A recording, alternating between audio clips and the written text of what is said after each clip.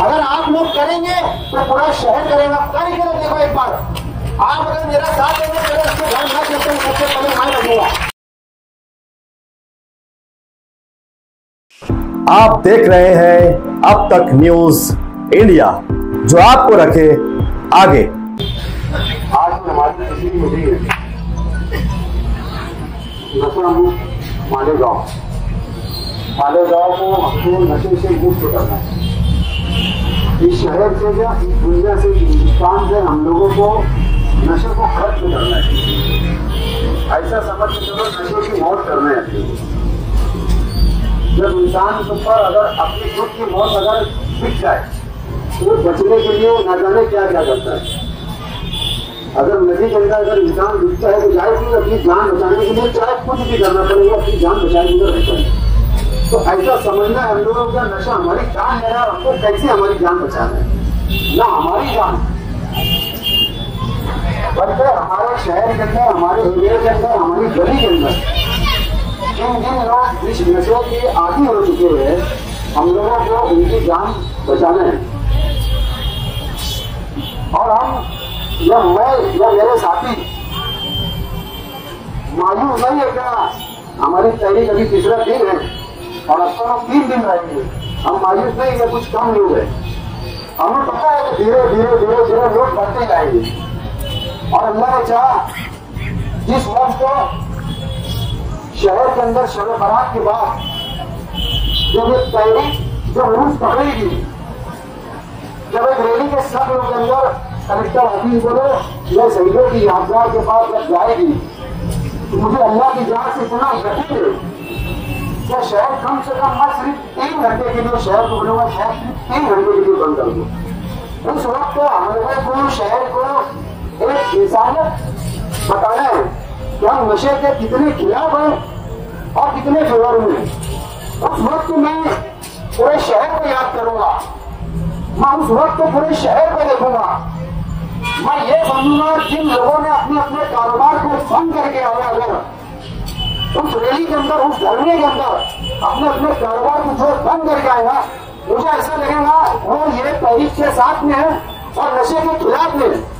और जो शख्स अपना कारोबार अगर चालू रखेगा तो मैं ये समझूंगा कि वो आदमी चाहता है कि नशा और आम हो जाए, यहाँ तक तो मेरे घर के अंदर आ जाए। मैं ऐसा समझूंगा कि वो शख्स ऐसा चाहता है जो शख्स तहरीक के अंदर नहीं रहेगा और कारोबार बंद नहीं करेगा। मेरा सबसे बड़ा मकसद है, मैं जब इस इलाके के अंदर, जब मेरे एरिया से, मेरे घर के पास से जब असर की नमाज पढ़ के निकला और मस्जिद की नमाज जब मैंने इस इलाके के अंदर पढ़ा, तो ईशा की नमाज मैंने मस्जिद के अंदर पढ़ा। मस्जिद से मैं ईशा की नमाज पढ़ के आया हूँ। बहुत हैरत की बात है, इतनी हैरत की बात है। मेरे को बहुत अच्छे मेरे अरबादी भाई हो, मेरे साथ हज में 2006 में उन्होंने देखो पैदा चिट्ठी दी, मैं उनका नाम नहीं बोलूंगा, ये चिट्ठी दी। इतनी शर्म की बात है, पूरे शहर के अंदर तो काला धंधा, काला बाजारी तो है ही, लेकिन मुझे शर्म लगी बोलने से पहले कि सलीम नगर गली नंबर 3 के अंदर एक खातून गांजा बेचती है। कितनी खराब बात है, बताओ कितनी खराब बात है। गली नंबर 3 सलीम नगर की बात कर रहा हूँ, ये गली के अंदर एक खातून बाकायदा टेरिंग से गांजा बेच रही, और वो शख्स जब उसको बोलने के लिए गया तो उसको एसपी और एसपी की साहब की धमकी दे रही कि अगर मेरे खिलाफ अगर तूने जाकर बोलो मैं तेरे नाम की मेरे कंप्लेन करूंगा, कपड़े फाड़ दो। बताओ कितनी खराब बात है। शर्म की बात है कि नहीं, इस इलाकों के लोगों के लिए कितनी शर्म की बात है। अगर एक जान से आदमी अगर ये धंधा घर करे तो बात अलग है, लेकिन अगर खातून करे तो मैं समझता हूँ शर्म की बात है, सब मुझे भूख के मरने की बात है। मैं बोलता हूँ अगर इस इलाके के लोग, अगर कुछ लोगों को मालूम होगा, कुछ मत करो, मस्जिद के नाम दो, मस्जिद दो, तशियान दो और उसके घर के बाहर बैठ के धरना दे दो। धरना दे दो, मैं जब मानूंगा सलीम नगर के लोग वाकई मानो मैं ताकत लोग है। अगर आप लोग करेंगे तो पूरा शहर करेगा। कल की लोग देखो एक बार, आप अगर मेरा साथ देंगे तो उसके घर में चलते हैं, सबसे पहले मैं लगूंगा, ये खाली राजी बनेगा। मैं चलता हूँ, अगर मेरे साथ अगर कोई तैयार होगा तो मैं चलता हूँ, खातून के घर के बाहर बचेगी।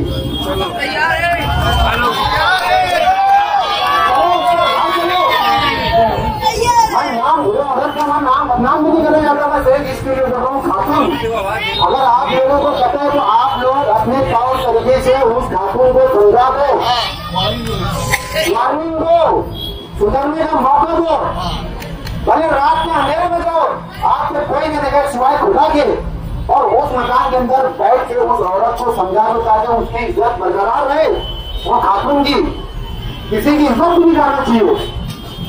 और अभी जब मैं वापस ईशा की नमाज पढ़ के लिख रहा हूँ, दूसरी चिट्ठी मिली, दूसरी चिट्ठी है मेरे ये हाथ के अंदर, सर्वे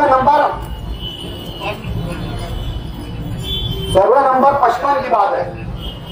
बिस्मिल्लाह होटल, बिस्मिल्लाह होटल के पीछे बाकायदा गांजा, हिंदी पाउडर, सब कुत्ता गोली हर चीज बिक रही है, खुलेआम बिक रही है। और इस वक्त तो मैं पुलिस को बोलना चाहूंगा, पुलिस डिपार्टमेंट से मैं गुजारिश करना चाहूंगा, रमजान पूरा पुलिस हद्दी के अंदर आता है कि अगर आप लोग अपने तौर तरीके से अगर कानून से बोले हो, अगर जो भी हत्ती आती है तो मेरी जो भी हत्ती के पीआई साहब है, मेरी गुजारिश है, मैं नाम लेके बोल रहा हूँ, बिस्मिल्लाह होटल के पीछे गांजा भी दिख रहा, हिंदी पकड़ भी दिख रहा और कुत्ता बोलने भी दिख। आप लोग मेरी पुलिस डिपार्टमेंट से गुजारिश देकर आप कम से कम दिन भर में रात में 12-1 घंटा आप लोग राउंड मारे ताकि उस गंदा उस जगह से बंद हो गया, पूरे शहर से बंद हो जाए। बहरहाल बहुत शर्म की बात है। क्या आज अल्हम्दुलिल्लाह अभी मैं फोन आया, मैं यहाँ बैठा था तो मेरे को फोन आया दातार नगर से, उस आदमी का नाम नहीं बोलूंगा, उसका बच्चा नशे के अंदर बहुत ज्यादा खराब हो चुका है। मैंने कल जोहर की नमाज के बाद बुलाया उसको ऑफिस के ऊपर, तो काफी फोन आने लगे, पूरे शहर से मुझे फोन आने लगे, मेरी आदत पर माँ बापों के फोन आ रहे कि हमारा बच्चा इस नशे की आदत में पड़ चुका है, क्या करना चाहिए आदि साहब। मैं आज जब मैं घर से जब बाहर निकला तो मेरी मकान के बाहर एक गरीब खातून बैठी हुई थी, उसके बच्चे को लेके 10 साल या 9 साल का बच्चा था। उसका शोहर इस तरीके से नशे के आदी बन चुका है, वो बेचारी खातून भीख मांग के उसका नशा पूरा कर रही है। बताओ, यानी भीख मांग के उसके शोहर को ला के दे रही है, जो नशा कर रहा जब वो जिंदा रह रहा। यानी कितनी शर्म की बात है। आज यानी तुम खुद तस्वीर करो, आज मासूम बच्चियां, हमारी कौम की बच्चियां आज रोडों के ऊपर आज भीख मांग रही है, भीख मांग रही, कितनी शर्म की बात है। हमारी बच्ची है, हमारी कौम की बच्ची है। आज मैं तो ईमानदारी बात बोलता हूँ, मेरे बाजू में अगर कोई कहता ना तो मैं बोलता पैसा मत दो, अगर दिया वहां से वापस दे। क्यों बोलता हूँ? हम उनको देंगे, उनकी आदत खराब होगी, वो काम नहीं करेंगे, मेहनत नहीं करेंगे, घर के अंदर नहीं बैठेंगे वो।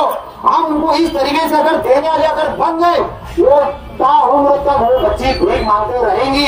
कि हम चाहते कि हमारी कौम के बच्चे, हमारी कौम की बच्चियां ऐसी भीख मांगे। अगर ये तस्वीर करो कि हमारे बच्चे को हम भीख मांगने के लिए भेज सकते हैं क्या? अरे कम से कम यही मुहिम भी शुरू कर दो नशे के खिलाफ के साथ साथ, नशे के साथ साथ कि हमारी जो कौम के बच्चे जो भीख मांग रहे हैं, जो बच्चियां भीख मांग रहे हैं, कम से कम एक आदमी या 4 आदमी उसका बच्चे का हाथ पकड़ ले, वो बच्ची का हाथ पकड़ ले, वो कहाँ रहती, कम से कम उसके घर में अगर मालूमात तो उसका पत्नी क्या करता, उसका शोहर क्या करता, उसका बाप क्या करता, उसका भाई क्या करता। अगर वो आप लोगों से अगर नहीं हो सकता, कम से कम उनके मकान तक जाओ और उनको क्या कमी है मेरे को आगे बोले, इंशाल्लाह मैं पूरी करूंगा। सकता हूँ उनकी कफालत मैं नहीं करूंगा। जरूरी नहीं है कि 2 निकाह करके 3 निकाह करके 4 निकाह करके कफालत पूरी की जाए किसी की, नहीं जरूरी नहीं है। मैं समझता हूँ ऐसे कोई अगर मकान अगर आपको मिले, अगर कोई बच्चा अगर भीख मांग रहा, कोई बहन अगर भीख मांग रही, उनका मकान मुझे बता दो खामोशी से, आप उनका मकान बता दो, आप मैंने घर का राशन मेरे से ले लिया ना, उसके घर पहुंचाना, कम से कम ये बोलना बहन तो भीख मत मांग, तेरे बच्चे को भीख मत मांगा। आपको शर्म आती है, ना जाने किसकी नजर कैसी रहती है, क्या रहती है, किसके दिल में क्या ख्यालात है। ऐसे कई वारदात हो चुके हैं मालेगांव शहर के अंदर। एक लेडी बच्ची को नहीं छोड़ा, आप लोगों ने सुना होगा, लेडी बच्ची को नहीं छोड़ते, अच्छे लोग को कहाँ नहीं छोड़ेंगे। एक दौर का लोग सिर्फ शाम में 5-6 बजे तक भीख मांगते रहे। अभी मैं देखता हूँ आपकी छोटे बदल लड़कियां स्टान के ऊपर भीड़ मांगती है। अरे कितनी शर्म की बात है, कहाँ चले गए हमारे मालिक। आप बोलते हैं मस्जिद और मीनारों का शहर ऐसा शहर हो गया। अगर हम लोगों को नहीं समझाएंगे तो फिर कौन समझाएगा? उलमा इकराम बेचारे समझा के उनकी उम्र निकल जा रही, वो कानून बन गए, लेकिन उनका काम हम लोगों को करना है, हर शख्स को करना है। हर शख्स ये समझे कि मैं एक आलिम हूँ, मैं एक मुफ्ती हूँ, मैं उन्हीं जगह लेके मैं काम करूंगा।